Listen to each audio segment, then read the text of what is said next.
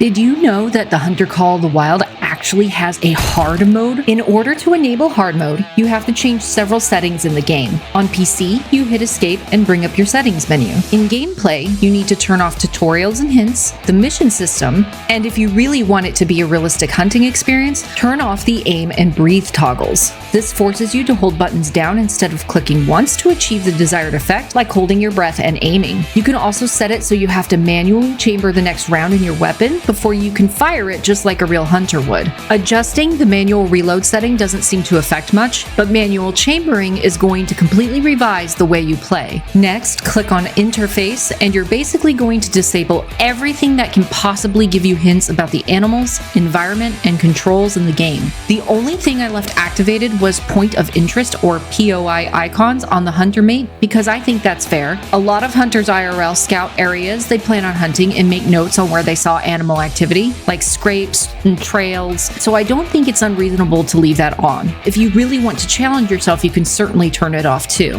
You can ignore sights and subtitles, but again, make sure Hide All Animal Clues is turned on. Finally, go to the video section and you see all the standard options that you can adjust, but here you want to focus on things like heat haze, depth of field, motion blur, and fog volume. The goal with changing these settings to high is to create the most realistic environmental experience you can for this game. Now it's time to hunt, and earlier I came to this lake looking for Roosevelt elk, but happened to see a herd of blacktail deer passing by that had two animals in it that I was really interested in harvesting. A level 5 male with diamond potential, and a cute little level 2, which if you're familiar with my channel, you'll know that I love the little guys and I like to call them Twiggies or Twiggy. So now that I've turned off all of those settings, I'm going to have to track these animals by using the environmental clues that I honestly can't see unless I'm looking really, really closely at the environment. This is what makes these setting changes hard mode for the Hunter Call of the Wild. It is really hard to pick up tracks when they're not illuminated, and it's especially foggy like it is on this morning. And so here I am looking around. I found some Roosevelt elk tracks, which led to a group back there that I had spotted just a little bit earlier right there. And you can see that the animals also do not illuminate, so that adds another layer of difficulty, especially when you're choosing when to place your shot. But in order to track these blacktail, I have to travel around this entire lake. So I had to get on finding where their tracks were based on my observance through glassing them a few moments earlier. Newer players are going to struggle with this because they won't have filler tracking options like disturbed vegetation, which I'm spotting right here. Disturbed vegetation is a skill that you get in the stalker skill tree at tier 4. So you have to level up quite a bit before you can utilize it if you choose that route. But here I'm looking for hoof prints in the dirt and looking for any areas that might offer some disturbed vegetation. You will see narrow sticks in the environment that kind of look like it, but disturbed vegetation looks very specific, just like that. And while I have picked up a track for a tan animal that's only old, I don't think it belongs to the black-tailed deer herd, but I am going to continue up this hill where I believe they have gone. I'm looking for depressions in the grass. I'm listening for audio cues, anything that can give me an idea of what their direction may be. Now here I just heard an animal call that could very well be the black-tailed deer, so I crouched down to a slow crawl, so to speak, and now I'm gonna glass the hillside and see if I can get any indication of which direction they may have gone from here. They could have gone straight ahead up over that really tall peak, but they also could have banked to the right, so I'm looking at these depressions in the grass as opportunities to try and track where the herd may have gone. Now, since I've played Call of the Wild for a very long time, I happen to know that most animal herds will kind of skirt around the lakes and then go up into the woods for their feeding times or their rest zones. But I also have a theory that they are over this hill, possibly eating in this little glade here. It is their feed time. So as I crested the hill, I realized that my theory was wrong and they were not here. I took a moment to look around. I glassed the area. I didn't see any hide nor hair of my black-tailed deer. So I went back to my original theory, which was they skirted around the lake for a little while before heading up into the mountains. So I followed the lake around, it's down and to my right, and as I was going along, I wanted to see if I could trigger them to call, so I started calling with my bleat caller, and eventually I found evidence that I was heading in the right direction. Again, looking in these grassy depressions for hoof prints, anything to give me a lead on their general direction. Now, just before this moment here, I got screamed at by the male blacktail, and so I decided to drop to a prone position. That way my sound is completely nullified and I'm completely out of visual. But then I decided to check my hunter mate to make sure I was still in the same cone of certainty to know where the animals were, and I was. And this is where leaving those POI icons available on your hunter mate come in handy. Again, if you want to make it a more challenging experience, you can turn that option off, but I think it's only fair because hunters do track like this in real life, so I still feel like this is going to be a hard mode hunt. Another thing that makes this excessively challenging is I don't have my hunter HUD to tell me what direction the wind is blowing, so I have to pay attention to the grass around me, to the dust motes flying through the air. I have to look at the trees and make sure that I am not standing upwind of anything and that my scent is not going to get blown into my prey as I'm hunting. Eventually, I managed to make my way down to this little rocky area with the hillside just in front of me. And as I got into some cover, I thought I would call and see if I could get them to either call back or maybe come back to me. And here I decided to take a moment and glass around, especially since I noticed this doe up on the hill to my right. Now, she is a blacktail. I wasn't sure if she was part of the same herd until I saw him again. Our diamond potential level 5 blacktail. He does look a little skinny once you finally get him in good sights, but I'm still hopeful at this point that he might make diamond. So I decided to keep calling, and I also decided to get up on this rock to see if I could get clear line of sight should he come down to me. The only thing we managed to succeed in doing at this moment was to bring that female in, and at this point I'm wondering if she's a solo female not attached to the herd, because if she spooks then he's going to spook. So at this moment I'm just waiting to see what happens, seeing if she runs off and seeing if the two are attached, because that's going to change my hunting dynamic if that's the case. I'm definitely not interested in harvesting her at the moment because doing that will spook him off. And as I'm waiting, I'm just listening to my right to see what she does. Now she pauses, she gets into our wind, and then she takes off running. So now I'm checking his behavior to see if he's going to follow. He's remaining still, but he is still heading away from us, and the caller is doing nothing. So if his herd is ahead of him, they're still heading up to wherever their feed zone is, and I have a feeling that this is going to turn into an even longer tracking situation. But man, what a beauty if we were able to bring him down. Like I said, his rack doesn't look particularly bulky, and it potentially isn't wide enough to be diamond, but I'd still like to take him down just to see how close he's going to be, because that'll give me information on hunting these beautiful animals in the future. So eventually I did catch up with him again. You could see him barely peeking out of that pine stand just ahead. And unfortunately, if you look around me, you'll note that the dust motes are floating in his general direction. So the wind has changed and is carrying my scent up the hill to him. This is making him reticent to come down. He is calm when I glass him now, but he had been attentive and had screamed at me just a few minutes before, which is why I'm moving so slowly now. So in this attempt, I'm trying again to call him down, but this caller is just not doing it for him. I think he's still trying to get to his need zone, which is just up the hill past the pine trees on the right. But now he is getting a little fussy, and he is definitely not paying any attention to my attempts to call. Eventually, I did make it up to this rather large stone in the field, and I thought if I could get to the top of it and look around, it would A, keep me out of their line of sight, and B, give me an opportunity to scout the entire area. It was a little too steep to climb, so I decided to just stand up and look around. And I was hoping to see them standing in this field over here, even though the wind is horrible and carrying my scent directly into it. But I walked around the stone until I heard something on my right. And of course, they started screaming at me because now I can be seen. It was a weird combination of calls. There's the little Twiggy that I wanted so bad, or at least one of them. There were actually two in the herd. But I know that level 5 is up the hill to my right, and likely the level 4 is with him. And if they're all trying to get up over that rock to a need zone, then I probably have spooked the heck out of them. So I'm crawling toward where I saw that level 2, to see if I can glass more. I decided to stand up. Obviously, the rock's not going to do anything for me. And then there's a level 2 heading down the hillside. You can see that he's nervous, so I have already spooked this herd like crazy. At this point, this tracking is over. I will have to reset my tracking to get up close to them now, give them an opportunity to calm down, especially the large males who really do not like the fact that I am here. I hear something running off to my right. I get up. There's the level 4. He's already in the tree line. Definitely not my target, but I know that the level 5 is likely to be close behind him.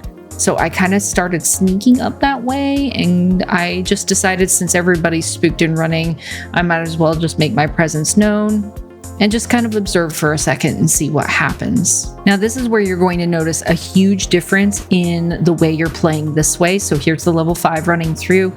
I don't want to go on another long track hunt, so I decided I have a shot, and then I forgot that I had reset the manual chambering. I had to rechamber very quickly and get that shot in him. And at first it looks good. We've got a couple of elk running by that we scared, but you'll feel the difference when you're getting set up on these shots if you put in this kind of effort to find your prey.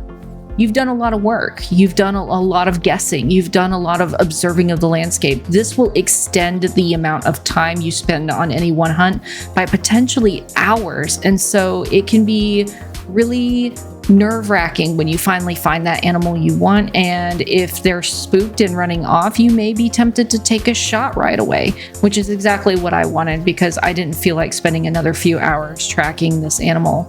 Now, granted, this actual hunt didn't last all that long. I would say it took about an hour, but the potential with them being spooked for it to extend even longer, chasing them back down the mountain toward the lake, did not seem palatable to me, so I decided to take that shot. I couldn't find the initial hit, but eventually I did find one bloodstain and it guided me to his body. But I also wanted to see the initial hit to make sure that I got a vital because I felt like I was a little high on the shot due to my nerves. Hunters experience this in real life. It's called trigger fever or hunter's fever, and it's that excitement right when you get ready to place a shot. So it can make you very nervous. It can make you change your orientation as far as where you're aiming. And I was very concerned about that. So after wandering around a while, trying to find this initial shot, I got tired of it and I decided to go and just pick him up. And here he is. He's absolutely beautiful. But again, that rack looks a little small, so I'm not anticipating him to make diamond. And luckily he was a troll because I was high. I knew that I had aimed a little high because he was running down the hill, and the bullet fall on the 30-06, which is what I used to take him with, is not very far. So I'm glad that he was a troll. I'm a little disappointed that he didn't make diamond, and that completed that hunt. Now, I did go on to reset the time and go back down to the initial lake looking for the level 2 Twiggy that I wanted to harvest. But unfortunately, I also felt that jitteriness when doing this hunt because, again, it's a whole different experience when you don't have all the animal clues and you have to put in so much work to find and harvest the animals. I got nervous again and placed the shot incorrectly and ended up botching him as well. I was a little disappointed in myself, so I decided not to taxi him. I didn't even record me picking him up because of it, but honestly, it wasn't that bad because both of these hunts were just practice for the main event, which happened to feature this guy, a guaranteed diamond level 9 coyote on Layton Lakes. When I was planning the recording of this guide, I had intended to hunt Roosevelt elk because they are one of my all-time favorite species in this game. I happen to know where many of their drink zones are, but there are a few areas that I hadn't searched yet, and I was hoping to find another diamond Rosie. But when I was down here at Belmont Lake, this guy happened to walk into view, and while it is coyote drink time because I reset the time, I'm not sure why these Roosevelt elks are here. But you can see that level 9 in the background behind that little level 3. And I was very, very excited because I thought this would be a great opportunity to test these difficult hunting conditions. Now, I know hunting water need zones is not the most difficult option as far as choosing how you hunt your animals. But if you're deciding to try this style of gameplay where you have no animal hints, no opportunities to actually outline your animals, etc., it is a good way to practice by going where animals are known to gather. Here, I'm just kind of figuring out where he's at, based on an estimate because, again, his outline is not going to illuminate for me. And so as I was calling him, however, I started hearing footprints behind me. And it turns out that a female had been called in by my predator lure. So I was also trying to figure out where she was. She was somewhere in this tall grass stalking me, and there she calls, and I was just trying to figure out if I could spot her. And with all of these features turned off, it proved to be too difficult. Eventually, she did run away, but without all of the HUD activated and all of the guides and stuff, just look at that view for a moment, that beautiful landscape of the moon. How immersive is that? I decided to call again to see if I could get her to come closer. But again, eventually she just takes off running. So I turned my attention back to our level 9 gentleman friend. I had spent a lot of time calling from across the lake until I decided I needed to maneuver into an area where the land bridge was, because obviously my calling wasn't having an effect on him. And even though it took a really long time even standing here calling, I was eventually able to get his attention. Even at this point where he's just now starting to express interest, I started to feel that nervousness creep in that I had with the Blacktail, because if he gets spooked at this point, trying to track him in the dark is going to be nigh on impossible without all of the animal guides, without the outline shining, any of that. So what I do next is going to have to count for everything. I felt like I could have shot him from across the little river, especially when he stopped right there. I draw my gun, I get ready, but then I'm like, he's too far away. He's still moving toward me. I could take him in the water on the trot, but I was just so nervous because it is so different when you're hunting this way. So I just kept observing him. Several times you can hear me pause my breath to take the shot, but every time I decided to let him go and get a little closer. Then it got super nerve-wracking because here he disappeared into the grass, and for a brief moment, I absolutely lose track of him. I have no idea where he's at. I'm watching the foliage around me for changes in the wind. I don't feel safe putting on new cover scent because he's so close, but luckily I'm able to glass him again, and he stops, and I decide now's the time. So I took the shot. And then I get nervous again because for a moment I can't find his body, and it takes me just a moment of looking around. Turns out he was a little further out on the mud bank, and I just kind of breezed by him. I thought he was in the bulrushes here, so I'm looking around, panicking like, did my trophy just disappear into the ether? Sometimes that happens in the Hunter Call the Wild because it can get very glitchy. So I'm panicking. I see the bloodstain, I see the mark, I put a marker on him even though I can't see it, and then lo and behold, here he is. And he was indeed a diamond, my largest coyote diamond to date, and only my second one. He doesn't look as shabby as my old man in the lodge, but he is still the most mature trophy on Layton Lakes. Absolutely beautiful orange color, which is uncommon for these animals, but absolutely love him. So I got up close and wanted to admire him for a while.